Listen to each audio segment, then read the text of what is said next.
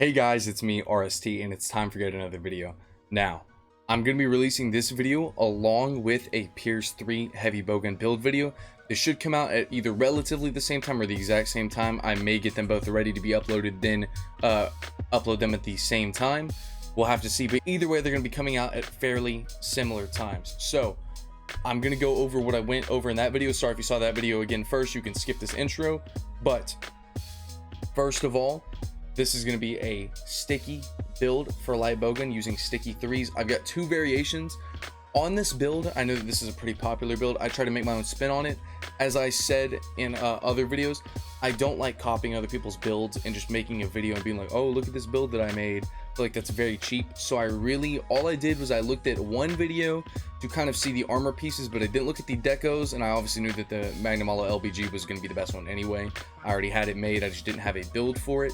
But I went and tried to make all this stuff with my own thoughts, with my own build making skills, and not try and cheat off anybody else.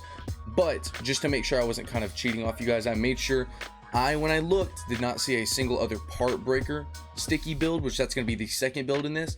Because what I've found is there's a lot of times where, like, say for a deco or a weapon, I need a specific part, say for example a Zenogre Claw, where if you get the break rewards, then that's going to give you a better chance of getting the stuff that you need quicker. So this is the quickest way I've found, since sticky completely ignores hit zone values, to get those things. And so this is my farming build too. So we've got a DPS build, which is what I made. If you guys have ways for me to improve it, or everybody else to improve it, leave it in the comments below. I'm not going to get offended. You guys can always help me out with these builds. But the second one is my personal comfort partbreaker build. Secondly, I'm going to put it on screen and in the description. I did make a Discord channel. Again, like I said in the other video, we're trying to get a community going where we can have some people playing together. I can announce when I'm going to put up a video or when I'm going to go live, things like that, so you guys can be ready and hop in and stuff like that. And this will be my first ever Discord server, so if there are things I can improve, please let me know. I'm going to be looking soon for moderators to help me out with that stuff and everything like that. So that's the second part. Third part is just today we hit 100 subscribers. Now, I started this channel for sure less than 2 weeks ago, I think about a week and a half ago. That is insane. I was expecting maybe to hit 100 in like a year, honestly. Not that I didn't have confidence in myself, but just I didn't want to get my hopes up, because I've always loved YouTube. You'd be very seriously, for my friends who know me, you'd be very hard pressed to find a person who watches more YouTube than me. A YouTube video is pretty much always going on in the background anytime I'm doing something. Say I'm putting up laundry in my dorm, something like that, I'm always watching something, and it's almost always Monster Hunter related. So the fact that I'm having my own channel that is starting to see even just very minor success and growth, I could not be any more thankful. Thank you guys so much. You seriously don't know how much it means to me. So thank you for all the love and all the positive feedback. Thank you even if you want to give me negative feedback and things to work on. And thank you to all those people who have been out there checking my builds. As I said in the other video, on my Insect Glaive guide build, I did just make a straight up mistake. I simply skipped over the Rakna-Kadaki Insect Glaive when I was looking through all of them, because again, I was trying to get my own information, so that's my apologies. Keep correcting me on these things.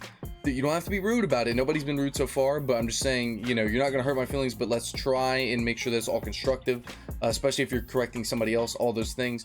But yeah, we're going to get right into this video. Sorry for the long intros. It should just be these two today because I've got multiple announcements. But thank you guys if you sat through this and listened. Let's get right into this Sticky 3 light bowgun build video. Alright everybody, here we are to talk about my two Sticky 3 light bowgun builds.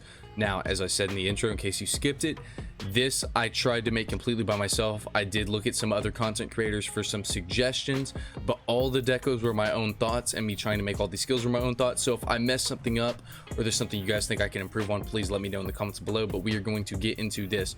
First, we're going to look at my pure damage one. I put as much damage as I possibly could have on here while you know, trying to balance everything out. And then second, we're going to look at my partbreaker build, which that for sure, at the time of me recording this video and when I checked pretty extensively, I did not see a single other partbreaker sticky build. So as I always try to say, I like bringing you guys stuff that's completely different, completely new, nobody else has done. I know it's not the most outlandish idea ever, but this will be a really good partbreaker build. I feel, again, it's what I've been using to farm all my materials for my other upcoming builds. And whenever I stream either today or tomorrow, that's going to be what I'm probably using a lot. So first of all, we're going to talk about the weapon. So we've got the Sinister Shadow Bolt. That is going to be the Magnum-Ala light bowgun. Its base attack is 190, which is pretty good for a light bowgun. 0 affinity, deviation, recoil, reload. You can see all that. If it's in green, that means it's affected by my skills. I do have recoil down and reload up skills on this, or whatever they're called exactly. And we've got the attack boost 3, so that's what gets it to 198. And here's its ammos. This is a crazy light bowgun. It can use so many ammos. It can use level 3 normal, level 3 pierce, level 3 shrapnel, level 3 spread, level 3 sticky, all those crazy things. But the main play style of this first build is going to be to knock them out with this sticky and then go up and spread 3 whatever their weakest point is. So we're gonna look now at the skills. So we've got level 3 spare shot, level 3 slugger, level 3 artillery, level 3 ammo up, level 3 reload speed, level 3 recoil down, level 2 attack boost, level 2 poison attack, level 2 razor sharp, level 1 evade extender, level 1 flinch free, level 1 wirebug whisperer. So before I get into it, wirebug whisperer, razor sharp, and poison attack are not intentional. They're byproducts of the armor, which you will see here soon. But yeah, before you guys get confused on that, that's why those are in here. So now looking at the actual equipment. First up, we've got the Utsushi mask hidden. The equivalent for this for females, I'm almost positive, is the channeler set, or it's channeler, the channeler headpiece. It's different for if you have a male or female character. So then we've got the Vike male, then we've got the Renoplos braces, then we've got the Pookie coil, then we've got the Vike greaves. And so yeah, we are going to look at what each of these give you. So first we see this has got a 1 slot. It gives you level 2 razor sharp, level 2 spare shot, and level 1 wirebug whisperer. Razor sharp and spare shot are 2 separate skills, but this will give you both of them so that it's good for both melee weapons and range. So that's really cool. Level 2 spare shot and wirebug whisperer and a 1 slot is just crazy already for light bowgun. I think this is absolutely, unless you're you don't care about spare shot like we don't on my pierce build. If you care about spare shot, this is always going to be the best in slot helmet. And like I said, I slotted in a recoil down in my 1 slot. This Vike mail we're using simply for the slots. With having a 3, 2, and a 1, I was able to get my final point of ammo up, which the other deco is later on in this list. Also, I was able to put in 1 level of attack boost and 1 level of reload speed, so that's just really good deco usage.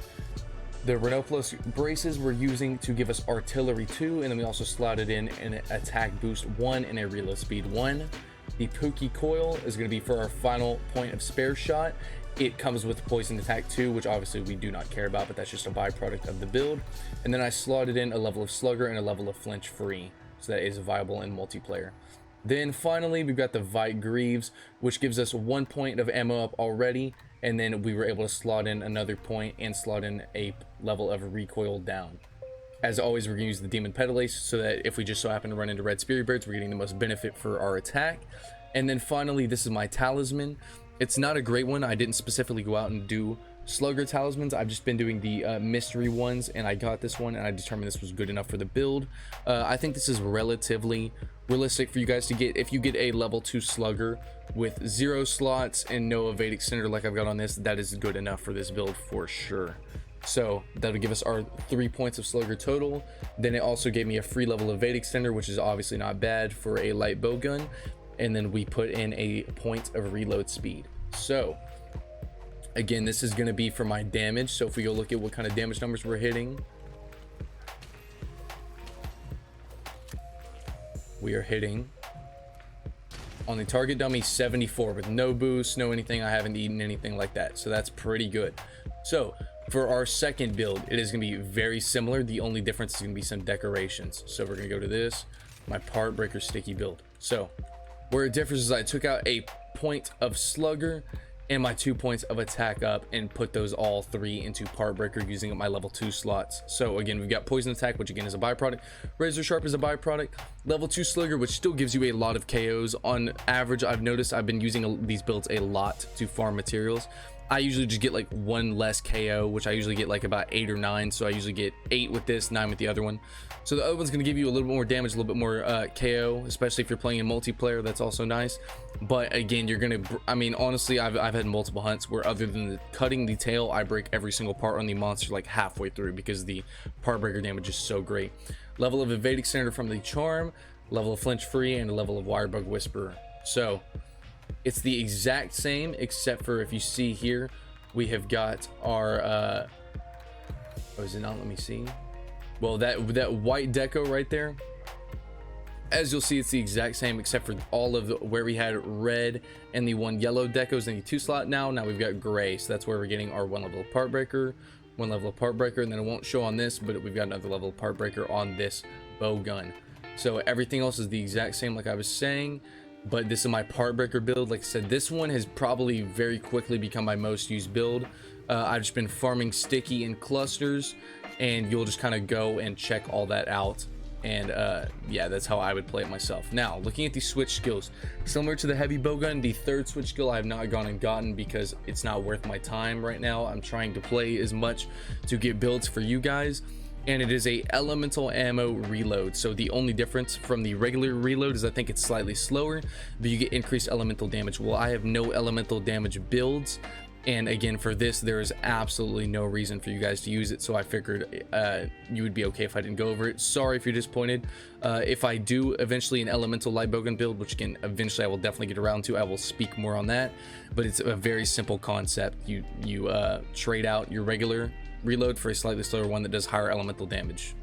But for the switch skills, first one, we've got the forward dodge, which is just what it sounds like. It's your regular dodge where you can, after you shoot, if you do a side dodge, you do this and stuff, and you trade it out for one that I'm not really interested in at all. I don't know if it honestly has any difference, but I'm never going to use the difference it has anyway. So now you can shoot, and then right after you do that little, you do your slides, if you shoot, I believe it does very slightly more damage. So I did, let's see, that's going to do 72. That should do slightly more. Oh, never mind. Maybe I'm doing it wrong. Maybe it literally has to be forward. I think that did it. We'll see. 72. 75. See, for 3 more, for when I see you have to spam it, I mean, you'll saw how quickly I shot for that first time I was sitting there waiting for it. I'm gonna leave that in just so you see how tight of a window it is. I do not think that, I mean, it's the same dodge, but there's no point anyway. I mean, honestly, I never spam right after that. I like to make sure I'm hitting all my shots. So then for our second switch skill, we've got the fanning vault, which is going to be this one where you can go up into the air, you can shoot down your wyvern mine, you can shoot in the air twice, things like that. You know, it's cool and everything, and I definitely like it. Probably a little bit more overall, but I'm going to show you guys exactly why I use the other one. So this other one is actually really good switch skill. I don't love the way it works. It's kind of hard to be really good with, but it's the fanning maneuver. So it's the kind of Tokyo drift one where you do this.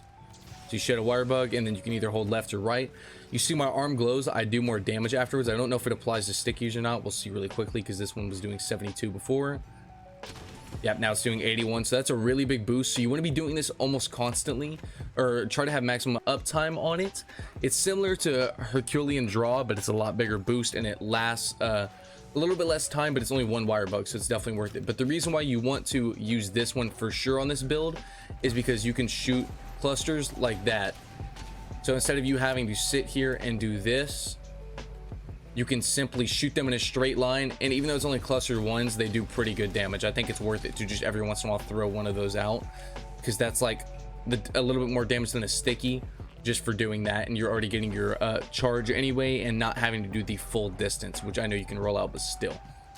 So onto the kind of play style. Now that we've gone over both of these switch skills and talked about the third one, you're literally going to want to just move around. Make sure you're using all of your movement to keep uptime on this and shoot your stickies. And then once they're KO'd, then say his head is the weak point, go up and do spread. If their head's low to the ground, place your wyvern mine, spread them in the face. Say for example on Magnamalo, who I've been fighting a lot to get my blood run jewels and stuff like that, which also let me know in the comments below, guys, if you know a better way to farm blood run jewels. But I've just been doing the 7-star monsters a lot, because that'll also give me materials for the talismans and the melting pot. But what I'll do is KO him, go to his tail, because whenever he is not glowing in any area, the back of his tail I found is where I hit for 12 on every shot on his tail. I'll place down a mine and shoot him in the tail as many times as I can until he gets up. So this was another video. These two builds I made today are two of my favorites. I've always liked bowguns. Now that I'm getting used to having the silk bind moves in the game, they're kind of losing their magic. Before I was wanting to play the melee weapons a lot because they have a lot of flashy silk bind moves, but now that they're just kind of second nature, I'm falling back in love with the bowguns and the bow and everything like that, all the ranged weapons. So one final time, here's all these skills. You can pause it and look. And here is all the equipment.